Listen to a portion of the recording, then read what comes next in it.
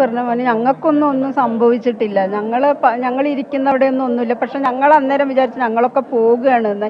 എവിടുന്ന രാത്രി ഇരുട്ട്, കറണ്ടൊന്നുമില്ല. അപ്പൊ എവിടുന്ന ഈ ശബ്ദം മാത്രം കേൾക്കാം, എവിടുന്ന വരുന്നതെന്നൊന്നും അറിയില്ല. ഞങ്ങൾ ഇരിക്കുന്ന ക്വാർട്ടേഴ്സിൽ നിന്ന് എല്ലാം ചായക്കാട്ട് കയറി നിന്ന്. അപ്പോഴും ഞങ്ങൾ വിചാരിക്കുന്നത് ഞങ്ങൾ പോവുകയാണ്, ഇല്ല ഇനി ഞങ്ങളെല്ലാം ഒന്നിച്ച് പോവുകയാണ് എന്നുള്ള ആ ഒരു ധാരണയായിരുന്നു. കുറച്ച് കഴിഞ്ഞപ്പോഴത്തേക്ക് ആകെ ശാന്തമായി. അപ്പോഴത്തേക്കും പിന്നെ ഞങ്ങളെ ഒരു ജീപ്പിൽ ക്വാർട്ടേഴ്സിൽ അവിടുത്തെ അസിസ്റ്റന്റ് മാനേജറെ ക്വാർട്ടേഴ്സ് കൊണ്ടാക്കി. പിന്നെയാണ് അറിയണത്. അങ്ങനെ നേരം വെളുക്കുന്നുമില്ല, എത്ര നോക്കിയിട്ടും നേരം വെളുക്കുന്നുമില്ല. 1 മണി തൊട്ട് ഞങ്ങൾ ഇതിൻ്റെ പുറകെയാണ്. നേരം വെളുത്തിട്ട് പുറത്തിറങ്ങി നോക്കുമ്പോഴാണ് ആ കാഴ്ച ഞങ്ങൾ കാണുന്നത്. ഞങ്ങളെ നാടേ അല്ല അതങ്ങനെയായിട്ട് ഞങ്ങളെ കൂടെ ഉള്ളവരെല്ലാം പോയി. എനിക്കറിയില്ല. ഞങ്ങളെ ഫാമിലിയിൽപ്പെട്ടവരും മോളെ 2 മക്കള് പോയി, അവള് മാത്രം രക്ഷപ്പെട്ടിട്ടുണ്ട്. അവരും ഉണ്ട് ഇവിടെ വിംസില്. അയക്കാൻ വയ്യ ഞങ്ങൾക്ക്.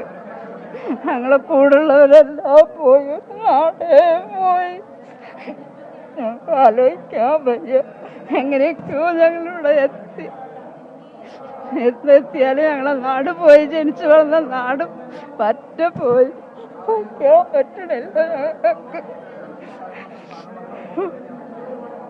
അമ്മയും 2 പൊടിക്കൊച്ചുങ്ങളൊക്കെ ഉണ്ടായിരുന്നു. അവരൊക്കെ കൂടി ഞങ്ങൾ ജീവൻ കയ്യിൽ പിടിച്ചെന്നെ ഓടി രക്ഷപ്പെട്ടതാ. ഞങ്ങൾ വിചാരിക്കുന്നത് ഞങ്ങളെല്ലാവരും പോവുകയാണ്, ഒരുമിച്ച് പോവുകയാണ് എന്താണ്. അങ്ങനെ ഓടി രക്ഷപ്പെട്ടതാണ്. ഇപ്പൊ ഒന്നും കുഴപ്പമില്ല. എന്നാലും വേദന തന്നെയാണ്. കൂടുള്ളവരാരും ഇല്ല, ഞങ്ങളെ കൂടുള്ളവരൊന്നുമില്ല.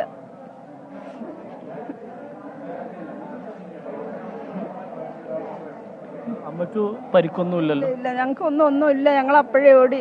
2 മണി നേരത്ത് ഞങ്ങൾ ഇറങ്ങി ഓടി മേലെ കയറി നിന്നതാണ്. ഞങ്ങൾ വിചാരിക്കും ഞങ്ങളെ പാടിയൊക്കെ പോവുകയാണ് എന്നാണ്. കാരണം അങ്ങനത്തെ ശബ്ദമായിരുന്നു, പാടിയൊക്കെ ഇങ്ങനെ കുലുങ്ങുമായിരുന്നു. കുഴപ്പമൊന്നുമില്ല. പിന്നെ ഞങ്ങൾക്കൊന്നും കുഴപ്പമായില്ല.